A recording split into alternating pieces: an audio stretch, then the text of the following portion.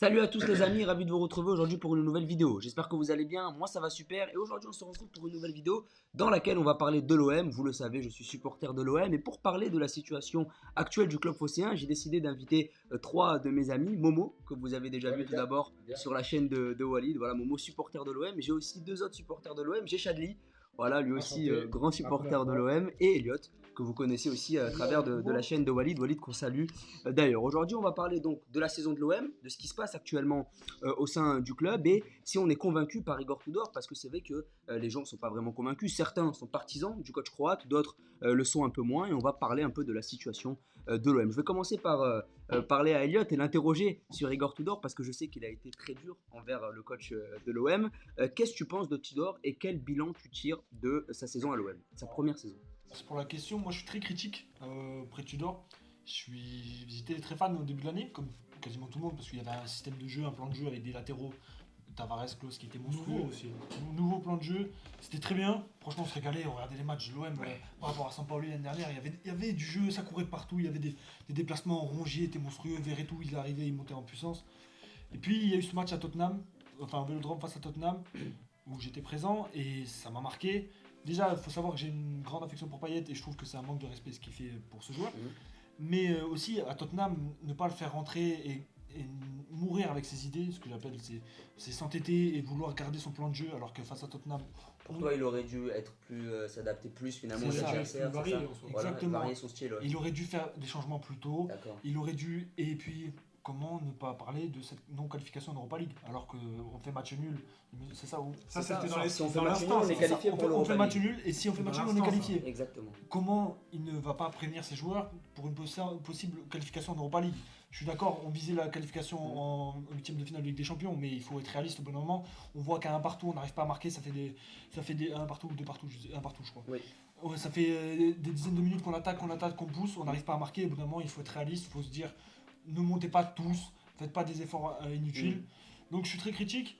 Après, je dis pas que c'est un mauvais entraîneur, je dis juste qu'il faut qu'il soit moins rigide dans ses choix. Chadli, Tudor, c'est un entraîneur qui est jeune. Est-ce que tu penses que cette erreur-là, stratégique qu'il fait face à Tottenham, ça montre un peu ses limites? Est-ce que tu penses qu'il a des limites tactiques? Je pense pas, comme il a dit, oui, c'est vrai que c'est un homme qui est dur sur l'homme, on va dire, qui garde ses idées, mais je pense pas que ça peut gâcher son caractère d'entraîneur, qui, oui, est nouveau, même s'il était adjoint à la Juventus. Mais je pense que oui, on peut lui reprocher le fait qu'il soit trop conservateur, on va dire, mais je suis un peu d'accord avec lui, je le rejoins un peu sur cet attrait-là, que oui, effectivement, pour moi, il doit plus varier son jeu. D'accord. Voilà, parce que Ça lui, adapter c'est vrai l'adversaire, Exactement. essayer de changer son style. Tenter. D'accord. Ce que je lui reproche, c'est de ne pas assez tenter. D'accord. Momo, est-ce que tu penses que c'est mieux que Sampaoli? Parce que c'est vrai qu'il avait souffert au début de la comparaison. Beaucoup ont été surpris du départ de Sampaoli et ont été durs tout de suite avec Tudor. Est-ce que tu penses que c'est mieux? Ben moi personnellement déjà j'avais pas une grosse attache envers Sampaoli. D'accord. Genre pour moi il n'y avait aucun style de jeu mis à part cramer les joueurs. Et Tudor ouais moi j'aime bien son style de jeu même s'il change pas. De août à 2-3 semaines après la Coupe du Monde, franchement on se sentait imbattable. D'accord. Genre pour moi personne pouvait nous battre, vraiment, je parle vraiment sérieux. Et peut-être face à Tottenham, pour revenir sur ce qu'Eliott il a dit, le fait qu'il ne prévienne pas son équipe qui peuvent potentiellement se qualifier en Europa League, ça montre que c'est un coach qui a de l'ambition. Et si on revient sur l'effet de match, Il est pas vraiment on fait rentrer Under et Kolasinac. Les deux sont impliqués sur l'occasion que Kolasinac il loupe, mais s'il marque, il passe pour un génie. Il passe pour un génie. Et toute l'année on dit D'accord. Tudor c'est le Mais chef. c'est que ça ne passe pas. Ouais mais ça passe pas, mais c'est pas de sa C'est faute. pas vraiment C'est d'accord. pas de sa Toi, faute. t'es toujours très dur envers Tudor Moi, je suis et tu regrettes toujours ce qu'il a fait contre Tottenham. Pour toi, c'est une erreur C'est impardonnable. une ce qu'il a erreur fait. impardonnable. Après, Non. on a l'exemple de Annecy, clairement, c'est la catastrophe On de va la saison. revenir dessus. Il y a le mercato avec le recrutement d'un joueur Malinowski. Non, Malinowski On va en parler que je aussi. ne supporte pas, que je trouve surcoté et je ne sais pas ce qu'il fait encore dans le 11. Bon, ce week-end il n'a pas joué face à Lorient, il est rentré, mais que je trouve vraiment surcoté. Et il y a quelques choix qui me paraissent des fois des choix dans la composition de départ. Il tente des coups, souvent face à, notamment je crois que j'ai un match dans Toulouse, face à Toulouse en tête. Il tente des paris que tu Il tente comprends des- pas vraiment. Que je ne comprends pas. Ouais mais Si tu as un 11 qui marche bien, garde-le. oui mais tu disais qu'il changeait pas assez le 11. Et quand il tente des paris, tu dis pourquoi il tente des paris. Non, mais il faut savoir. Oui, c'est vrai que c'est paradoxal quand même ce qu'on lui reproche, parce que quand il innove, on lui reproche aussi d'innover. C'est il aussi y, ça, il y a innover et il y a mettre des joueurs. C'est que innover dans ton sens en fait. Non, mais il y a innover et mettre Under en piston droit alors que t'as Klose. Ben pour moi, incroyable. un Under piston droit, Alors, il le devrait coup qu'il jouer. fait à Lorient en match aller, Alors que c'était incroyable. Klose sur le Under. banc, je trouve que Klose est meilleur que Under. Ah, ben non. Et Under est Ça plus dépend. utile. Ça, c'est En fait, ça dépend. Ouais, peut-être une question de sensibilité, Ouais, mais ouais. c'est vrai qu'on a une saison un peu mi-figue, mi-raisin, qui est symbolisée vraiment par la frustration, parce qu'on aurait pu aller beaucoup plus loin en Ligue des Champions, on aurait pu gagner la Coupe de France, en on championnat. aurait pu gagner la Coupe de France, même en championnat, on aurait pu rattraper Exactement. le PSG. Vous, qu'est-ce que vous retenez? J'avais dit, je vais te poser la question. Qu'est-ce que tu retiens? Est-ce que tu retiens l'élimination en Ligue des Champions, l'élimination face à Annecy, extrêmement frustrante, ou est-ce que tu retiens finalement la victoire face au PSG et le style de jeu proposé au début de la En saison? fait, cette saison, comme vous l'avez dit, c'est qu'il y a eu des hauts et des bas. Il y a eu le haut, c'est qu'on a proposé des bonnes choses, surtout à l'extérieur face à Tottenham. Ouais. J'ai vraiment bien aimé la prestation de eux, même si on perd le match. Et surtout la première mi-temps. Et, ouais, effectivement. Après, il y a eu des hauts et des bas parce qu'on a été éliminé, du coup, on n'a pas passé ni en Europa, on a fini dernier dans le groupe. Mais il y a eu un haut, on a fini avec 8 matchs, je crois. Combien de matchs sans défaite? Enfin, avec que des victoires en Ligue 1. Je sais plus. Mais On a fini avec une très bonne prestation, En tout une cas, je bonne sais qu'à série de l'extérieur, victoires. on était à 8. Exactement. On était à Voilà, huit. il y a eu Monaco, Lyon. 8, on devait taper. Donc il y a eu des hauts et des bas, Ouais. comme je disais. Ça a été stoppé par le nul contre l'Orient. C'est ça, Donc, ouais. il y avait Et victoire après il y a eu contre Nice, on a perdu contre Nice, voilà. Et ouais, non, il y a eu des hauts et des bas. Et moi, ce que je retiens, c'est qu'on a eu un entraîneur qui tente. Des fois, on lui reproche de ne pas se tenter, mais qui tente et qui a eu une nouvelle philosophie avec l'OM que j'ai pas beaucoup vu. J'ai vu un bloc haut, un pressing haut, peut-être aller sous comment ça s'appelle, sous Rudy Garcia, on a peut-être vu ça, hein, peut-être un bloc haut, mais c'est vraiment cette philosophie de l'OM que j'ai vu avec Igor Tudor. Franchement, je pourrais innové. que le remercier. Moi, j'ai l'impression, et dis-moi moi si je me trompe, mais j'ai l'impression que dans cet OM-là, il n'y a pas ce leader qui ressort. Il y a beaucoup de leaders, mais il n'y a pas ce mec-là qui ressort. Pour toi, qui sont les hommes forts de cet OM? Je parle pas sur le terrain, je parle plus dans le vestiaire. Qui est le leader du vestiaire à l'OM? ben, Sachant qu'il y a beaucoup de nouveaux Dans le joueurs. vestiaire, avant le mercato hivernal, on avait Guendouzi. Ouais. Qui a On l'a perdu de la perdu parole à après. cause de ce qui s'est passé l'hiver. Ouais, on a un peu perdu. Et aussi, on avait qui? Bah, après, on les a perdus, les cadres. On avait beaucoup Ouais. de cadres comme Saliba, Payet qui jouait, donc il y avait Payet. plus de Il parole. y a plus et d'influence. Maintenant, il y a plus. d'influence.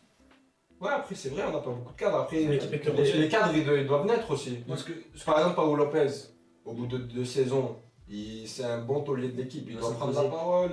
On a qui, avec l'expérience, Sanchez. Sanchez qui doit prendre la parole. clairement dans cette équipe pour moi, Oui. c'est comme il a dit un meneur d'hommes. Ouais. Payet, quand Il il n'y a pas ce joueur-là. qui va Ouais. révolter ses joueurs. Rongier. Face à Annecy, non, Rongier, il n'a pas la Rongier, il a pas les il est carrures, gentil, il a pas la il a carrure. pas- Il est gentil. J'ai besoin d'un homme qui va révolter ses hommes, qui va, après un but encaissé, il va tous les voir, il va leur dire les gars. On avait Guendouzi qui faisait ça. Ah, mais il a perdu, justement, perdu, encore oui. une fois, il a perdu. Pourquoi? Parce qu'il y a eu un problème avec ce coach. Il arrive, pour Il y a moi, pas eu de le plus problème. gros problème de ce coach, pour moi, Mhm. je suis très critique envers lui, je le sais, mais c'est qu'il ne sait pas gérer un groupe. Pour toi, il gère pas bien les égos. Il gère 11 ou 12 hommes. Ouais. Et C'est le ça. reste, c'est. Et le reste, c'est vraiment, je vous veux pas dans mon équipe, donc, sauf qu'on a des problèmes. C'est une gestion plutôt On a vu pragmatique. Unai, quand il rentre, il n'était pas en forme, pas bon. Ouais. Alors que Je fais pas son poste aussi. alors qu'avec le Maroc, il est trop fort. On a vu Vitinha, il l'a mis directement d'entrée face à Nice, dans un match compliqué face à Todibo et Dante. Pourquoi faire? Il n'y a aucun intérêt. Et tu as réussi à le perdre. Il a joué 80 minutes, je crois, sur les matchs suivants. Je comprends pas des fois ces choix-là, par exemple. Donc voilà. Chadli, est-ce que tu penses qu'en cas de désillusion, c'est-à-dire finir 3ème, 4ème, ne pas décrocher la Champions League, il faut sévir et virer tout bas? Franchement, je dirais oui et non. Je dirais oui et non parce que d'un côté, on a vu cette philosophie, comme j'ai dit tout à l'heure, qui était innovante et qui promet, on va dire. Et d'un côté, non, nous on veut des résultats, on est loin. Et parmi les meilleurs clubs de Ligue 1, si ce n'est le meilleur. Toi, il faudrait Donc agir. je suis perdu. Moi, C'est pas pour rebondir les- sur la question, pour moi, un grand club, il doit penser sur la longévité. Et si on pense La longévité. Ouais. la longévité, Le long terme. le long terme, Oui. ouais. Et si on doit penser sur ce plan-là, on doit garder Tudor. Ouais. Parce que les grands clubs, ils gardent beaucoup de temps leur coach. Il est jeune en plus. Parce qu'il connaît très son Et équipe. quand on a fait un investissement qui est intelligent, Mhm. Vitinha, Unai, et on va aller chercher d'autres jeunes. Il y a des jeunes qui sortent aussi comme Enzo Cernal. Il peut les gérer dès leur sortie du centre de formation. Donc pour moi, en vrai, le plus intelligent, c'est de garder Tudor, parce que son idée de jeu, elle est pas bête. Hein. Ok. Il a des idées pour toi qui c'est peuvent l'un vraiment des jeux- être, L'un des Première jeux les partie de plus saison. productives. productifs de Ligue 1, Ouais. si ce n'est le meilleur. Hein. devant Paris. Tu trouves que le jeu est flamboyant, toi? Le jeu, T'apprécies le le jeu, jeu était flamboyant au début de la saison. début, comme j'ai C'est dit. ça qu'on a Jusqu'à qualifié la Coupe du Monde. Jusqu'au match. Parce que moi, je me rappelle d'un OM Toulouse sortir de la Coupe du Monde qui était vraiment beau à voir. 600 Ouais, de l'Euro. Toulouse. Toulouse. Ouais, Oui, mais c'est ça le oui, mais problème. OM Annecy, on perd. Le Monaco OM, quand tu gagnes 3-2, t'emballes le match. Mais ce que j'aimais bien au début de la saison, c'était l'apport des pistons. C'est clairement les pistons qui C'est les pistons. Les ont montré, Pistons qui faisaient le jeu. Carrément. qui ont montré On que voyait l'avenir dans les pistons. quand Klose et Tavares étaient en forme, l'OM était en forme. Quand Klose et Tavares actuellement, ils sont pas bons, clairement, disons-le. L'équipe n'est pas bonne, ça ne va pas ensemble. Le problème de ce système de jeu à 5 avec deux pistons qui font les allers-retours, c'est qu'il y en a très peu. Aujourd'hui dans le monde du football, il y a très peu de pistons qui sont capables de faire les allers-retours comme Klose Tavares. C'est des postes donc, qui coûtent cher. Et est-ce que l'OM a la capacité d'acheter des joueurs qui coûtent cher avec un bon niveau pour pouvoir viser plus haut? Je suis désolé, une 5ème place, je vire l'entraîneur. Que ça soit, Bien sûr. que ça soit n'importe quel entraîneur de France, si on arrive 5ème avec cet effectif, avec l'investissement sur le mercato. T'arriveras pas 5ème. Non mais 4ème, 3ème, 4ème. Si tu ne finis pas 2ème, Pour moi, 2ème. si tu ne finis pas 2ème, c'est une Si boîte tu professionnelle. Si tu finis pas deuxième, tu fais moins bien que Sampaoli, donc il faut le virer. Et avec un moins bon Ouais, objectif, avec un moins bon mercato. Ah, mais il y a un lance qui roule surtout. Mais le problème, c'est que Lens a moins de moyens que toi. Non, ça a Donc, moins ce de sera un moyens. scandale qu'il passe devant toi. Et- Non, mais on finira 2ème parce que Lens ça va pas tenir. Et Paris fait Ah. pas une bonne saison, je suis désolé. Paris ne fait pas une bonne saison. Et c'est Non, ça c'est une faute. De pas prendre le titre, c'est une faute. Avec Mais les Lens ne équipes tiendra pas, on finira 2ème. Chadé, concernant les Pistons, on disait que c'était eux les meneurs de jeu. Quand ils sont venus au début de la saison, ils se sont montrés directement très décisifs, très performants, notamment sur le plan offensif. Est-ce que tu penses que ça reste la solution pour l'an prochain? Est-ce qu'il faut se projeter? Est-ce que Klose Tavares est la Mais solution? il a apporté une très bonne analyse. Quand nous on regardait l'OM, enfin pour ma part en tout cas, quand je regardais l'OM au début de saison, je me disais, avec les pistons qu'on a, si à chaque match on propose un très bon contenu autour de ces deux pistons, qui montent et qui redescendent, du coup qui assurent le couloir, après on peut que gagner. Et c'est vrai qu'on a remarqué, en première partie de saison, on était la meilleure équipe de Ligue 1, la plus en forme. Et dès que ça s'est relâché, on a vu un Tavares un peu nonchalant après le match qu'il fait face à Nice. Il claque un doublé, je crois. Ah bah après ce match, on a vu un peu une nonchalance qu'il a pris ses aises, enfin je trouve pour ma part. Ouais. Et Klose qui. Il a perdu un peu de rythme, ouais, physiquement. surtout. Physiquement, moi je le trouvais pas bien. Moi je le trouvais déjà pas bien dès ses débuts. Irrégulier. Et mentalement, c'est la Coupe du Monde Mais qui l'a fait. mental, exactement. Mais si tu demandes à des Lensois, j'ai un ami Lensois, il m'a dit que Klose, l'année dernière à Lens, à la 35e minute, il est mort. Oui. Il n'a pas Tu sais que physiquement, il a un problème. Physiquement, il a un problème. En fait, le rôle du c'est- piston ouais, est ouais. extrêmement énergivore et il a beaucoup de mal à assumer. On va essayer d'avoir le dernier mot pour le gars qu'on a quasiment jamais vu, Chadi, qui sort de l'anonymat, par rapport au centre de formation.